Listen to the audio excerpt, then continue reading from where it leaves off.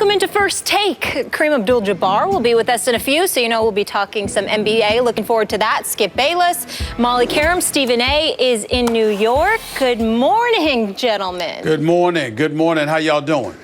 Stephen A. Smith, I'm going to ask you to do something you've never, ever done in the history of First Take. I need a one-word response to this question.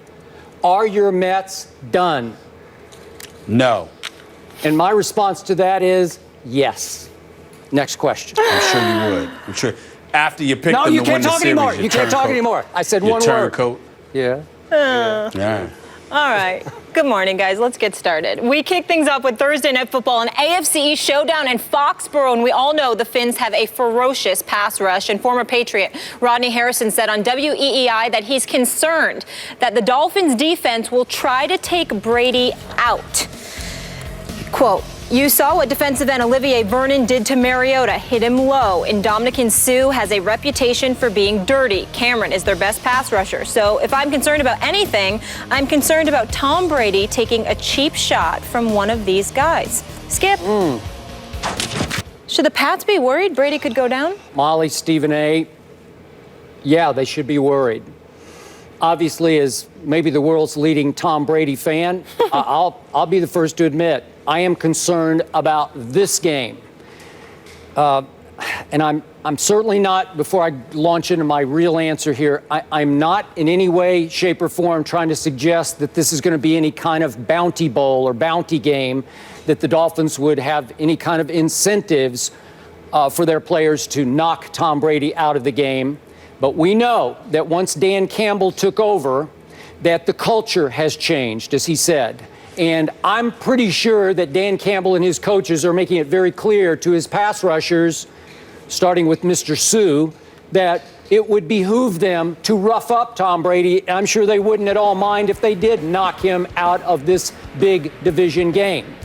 When Dan Campbell did take over the Dolphins 2 games ago, I remind you, Stephen A., that he said, and I quote, "We're going to play by the rules, but we're going to walk that line." And I take that to mean they were going to play in the gray area of the NFL rules. And of course, in Campbell's first game at Tennessee, Titans coach Ken Wisenhunt condemned as dirty the shot that Olivier Vernon took on Marcus Mariota that knocked him eventually out of that game. And obviously, Mariota went up with a sprained knee. I did not think it was that dirty of a hit, but still, it was the first indication that Campbell is changing a culture in which during practice they run the Oklahoma drill that a lot of veterans would just say no to. They've conducted rugby-style scrums in practices just to improve their physicality. I don't need to remind you that Mr. Sue is widely regarded with a well-earned reputation of being the NFL's dirtiest player. And meanwhile, allow me to remind you, Mr. Smith, that Tom Brady is protected by what has to be the most inexperienced offensive line in all of pro football, and I don't think it's even close. And if you'll give me a second to run through this patchwork of no names just for the edification of our viewing audience, Stephen A., the only bona fide offensive lineman up in front of Tom Brady is a right tackle that is now forced to play left tackle. That's Sebastian Vollmer, who does have 73 NFL starts. Then across the rest of the line is the immortal Josh Klein with 11 NFL starts. The undrafted rookie David Andrews at center, who's now started 6 games because they played 6. Trey Jackson at right guard has started 3 games, and Cameron Fleming has started all of 3 games. That was your starting lineup against the number 1 defense in the NFL last Sunday, the Jets. The number 1 blitzing defense in the NFL, the Jets. And somehow, some way, they held up. In part because Tom Brady is getting rid of the football faster than any quarterback in the NFL. 2.5 seconds on average, the ball is gone from his hand. But tonight, the imperative of the Dolphins clearly will be to get to Tom Brady, knock him around, as you have suggested in the past. Make him tap dance like the late, great Gregory Hines in the pocket. So here will come Sue and Cameron Wake and Olivier, and it could be a rough night for Tom Brady. I just hope he's getting rid of the ball quickly. Thank you very much. Skip Bayless, I think this subject is much ado about nothing, because I think, once again, it's you getting emotional and panicking unnecessarily about your New England Patriots. Let me educate you about these Miami Dolphins, okay? In the first game against the Washington Redskins, which they won, they had a grand total of 1 sack. Jordan Phillips was the one who registered the sack. Over the 3 games that followed, in which they lost all 3 games, including a loss to Buffalo and a loss to the New York Jets, they did not have 1 single sack in 3 games. Not one. If you remember, after this, so that means after 4 games, they had a grand total of 1 sack. And then, of course, Ndamukong Suh and Cameron Wake were virtually non-existent. I think Ndamukong Suh had about 3 tackles. Neither of them were doing anything. Neither of them had a sack on the season. In the 2 games that Dan Campbell has taken over, they have 10 sacks. Thank you for making my case. I appreciate that. They have 10 sacks. Don't interrupt me. I'm talking. Did I interrupt you? I just don't know where you're going with this. Zip it. That's right. Wait, it's coming. Okay, so you got your 10 sacks. You got your 10 sacks. 6 of them were by Cameron Wake, who's unquestionably their best pass rusher. Yep. And Ndamukong Suh had 2 sacks last week. My point to you is that everybody's looking at what Dan Campbell said, and they think that he's tinkering towards, almost crossing that line, crossing that 3rd rail, being dirty. Yep. Let's not disrespect the Dolphins. A matter of fact, let's go out of our way to give Dan Campbell credit. Dan Campbell doesn't mean we're going to play dirty. That's not what he's saying. And maybe Ndamukong Suh might have his reputation, even though I believe he's an absolute stud, and that's why Miami went out and guaranteed him $60 million. But Cameron Wake and all of those other guys, we've met some of those guys, Skip. We've talked to them. We know that from a professional perspective, they've got more class, more professional integrity than that, especially a Cameron Wake. I'm going to give him the benefit of the doubt, and here's what I'm going to surmise. Dan Campbell said what he said because he couldn't directly disrespect his former boss by saying that Joe Philbin had this team soft, had them looking like they were damn near a flag football team, were devoid of any kind of veracity whatsoever, and we were weak and soft and undeserving of being considered an NFL defense. Dan Campbell can't come out and say something like that without completely disrespecting Joe Philbin, his former boss. Now, say what you want about Joe Philbin. None of us were a fan of his. He didn't deserve anybody to be a fan of his. He shouldn't have got the daggone job to begin with. He was an offensive coordinator in Green Bay who wasn't even calling the plays. That was Mike McCarthy who was doing that. But it doesn't negate the fact that he was the boss, and proper professional decorum, particularly from one football guy to another, in that fraternity that is the NFL, like it would exist in almost any sport, calls for you to exercise decorum. And what I mean by that is that you're not going to call him out by saying he had this team entirely too soft. Nobody really wanted to play for him. It was just a match. It was oil and water. It didn't belong. Dan Campbell's not going to say that. So what he's going to do is just remind you of how football should be played, how I'm going to have my troops going after it. And we're going to go out there and we're going to be rough riders. And we're going to play roughhouse football. That's all he meant by that, because to say anything else would flagrantly disrespect Joe Philbin. They'll go out there, they'll try to compete with the New England Patriots. They'll try to get in Tom Brady's face. Being the magician that he is, he'll work his way around it with a suspect offensive line or a patchwork offensive line or not, because he's got too many weapons. All right, we don't know if Deion Lewis, I don't know if Deion Lewis is going to be back. He's questionable. I don't he's questionable. know. Probably game he's questionable. time. Yep. But listen, a tight end coach, no disrespect to Dan Campbell. I like him a lot, very fond of him and the job that he's done thus far. But if we're being honest, he shouldn't be mentioned in the same breath as Bill Belichick as of yet, of course. We know what Bill Belichick can bring to the table. We know they'll be prepared. They'll play smash-mouth football. I don't think, other than Ndamukong Suh, who's just ferocious and could give 2 cents about anything or anybody when he's on that football field. I'm not accusing him of being dirty. I'm accusing him of being vicious. I'm saying to you, other than Ndamukong Suh, I don't think you have to worry about anybody else doing anything but going after Tom Brady the way football teams are supposed to go after Tom Brady.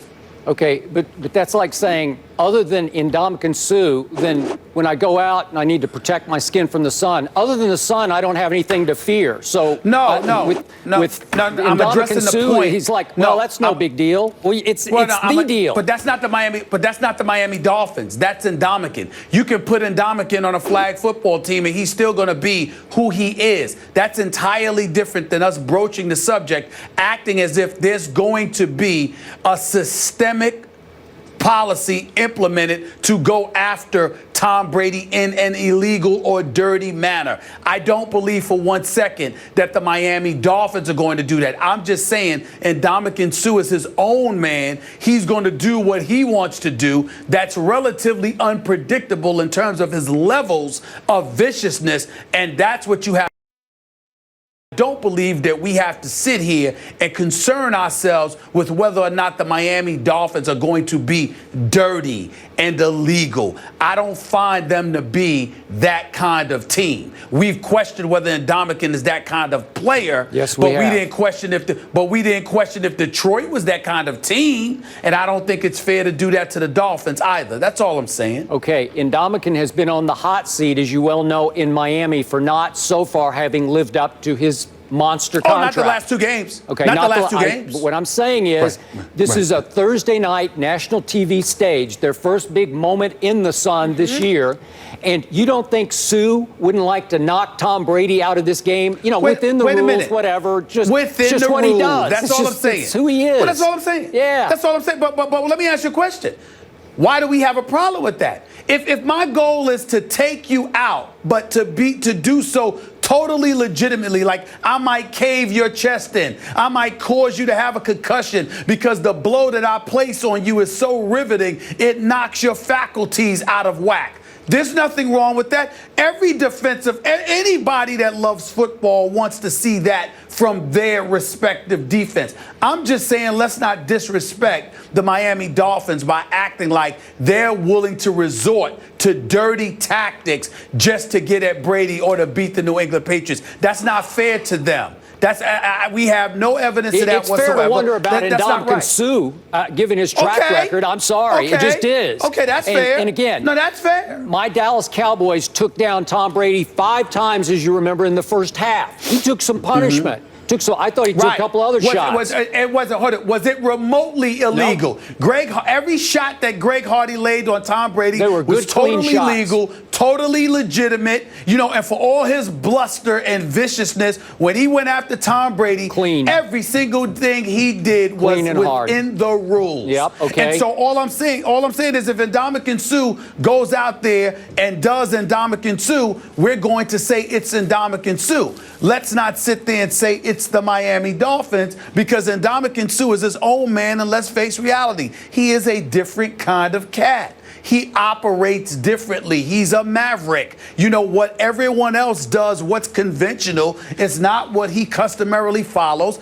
and it has worked for him because he was the premier free agent out there and got a $100 million deal with $60 million guaranteed. Yeah. He's doing something right. I think Jay Cutler would call Ndamukong some other name besides Maverick, but that's just me, given what Sue has done to Cutler in the past. Well, then the subject should have been about what Ndamukong Suh is going to do, because we certainly have no evidence of what the Dolphins are going to do. We don't have no evidence. Everything they've done is on the up and up. Again, Vernon was condemned by Ken Wisenhunt. That was a dirty shot on Mariota, right? That's Campbell's first game. Again, I didn't think it was that. It was borderline, but it wasn't that dirty to me. But still, I saw him tumbling into Mariota. I saw him tumbling into Mariota. That's number one. Number two, with all due respect, let's face reality, because you're very good at doing this. You like trying to peel the agenda from people's statements. Let's look at Ken Wisenhunt. What have you done since you've arrived at Tennessee? What have you done whenever you didn't have Kurt Warner as your quarterback? The record ain't that damn impressive. Yep. So the fact that Mariota was hurt in that game, even though he still played, was something that ruffled Ken Wisenhunt's feathers, and obviously he acted accordingly, one would surmise. Yeah, okay, real quick, my final, I'll admit this on national TV. I do have some ulterior motive here. I want to plant the seeds in the referees' heads tonight to be on the lookout. That's just me. I want my That's guy not fair, protected. though. I want them I'm just to be saying, on you want your guy watch. protected. Yes. As Ray Lewis would say, he's a grown man. He got to go out there. Ain't nobody advocating to break the rules or anything like that. But I think Tom Brady is more than capable of going out there and handling his business without you tipping the referees off in a quest to heighten their level of sensitivity. Man up. Let your man go out there, be the great quarterback that he is, and handle his business instead of being a wuss and trying to give him some edge because you're looking for the officials to come to his rescue. Wait, are you calling me a wuss or him a wuss? You, because you're sitting there and trying to use the officials to help you. You're trying to use the officials. With it on me, but not on Brady. Okay. Well, not on Brady. Because you're trying to use the officials to help out Brady. If he's so great, let him go out there and handle his business like he always does. What you worried about him for? Did you hear the line I just read off to you? Are you kidding me? This is the worst in the NFL. How do you survive this? Seriously, I don't know. But he keeps doing it. He's not just a skip. He's not surviving. He's prospering. Oh, is he? So what are you worried about? He's undefeated. What are you worried about? Well, Leave him alone. This is a serious pass rush. Turn on the TV tonight and watch the game. All right. Stop sitting up there and getting all sensitive, being worried about your guy Tom Brady. He can handle it. The story. Don't sit there and sully Miami because you're trying to protect Tom Brady. Don't do that to them. Watch the football game. Let Molly talk. The storyline I'm really excited about is if Miami's legit. Dan Campbell has this team hanging up 82 points the last 2 games. They're on this hot streak. The defense is playing well. Yep. Are they legit? Well, I'll tell you what, the odds makers in Las Vegas think they're legit, Stephen A., because the Jets wound up a 9-point underdog last Sunday in Foxborough, and the Dolphins opened up as only a 7.5-point underdog. It did get bet up to 8, but still, there's more respect out there slightly for the Dolphins than for the Jets. I'm surprised by that. Now, I'll just go ahead and throw it out there, Stephen A., like your thoughts on this. I still think New England is vastly superior to Miami. I'm not going to read that much into what Miami just did for Dan Campbell at Tennessee and against the woeful Houston Texans. This is obviously the class of the National Football League. I believe Tom Brady's having his greatest year ever, and I'm hoping that will continue tonight. I'm going to say 30-14. Well, no, I'll go 30-17 Patriots in this game. Sorry. I like that score. I would pick New England to win somewhere along the lines of 33-24. Ryan Tannehill, his QBR isn't that impressive at this particular moment in time. I think it's only like a 41. But Lamar Miller, even though he's averaging 6 yards a carry, I mean, that's kind of helped by 14 carries for 175 yards last week in the first half against the Houston Texans. So it remains to be seen who they are, what they are made of. I think their passing game is relatively suspect. Not as much of a believer in Ryan Tannehill as I was in the past. Let's see what he does. But I do believe that their defensive personnel is much better now than they were under Joe Philbin. So it will be interesting to see what they do. Brady 8-0 on Thursday nights. I think he will extend it. He seems like a man on a mission, but is this his best year ever? That's our Twitter question of the day. So hit us up and let us know by replying yes or no using the hashtag #BradyBestYear. Coming up next, talk about the best ever. The NBA's all-time leading scorer, 6-time NBA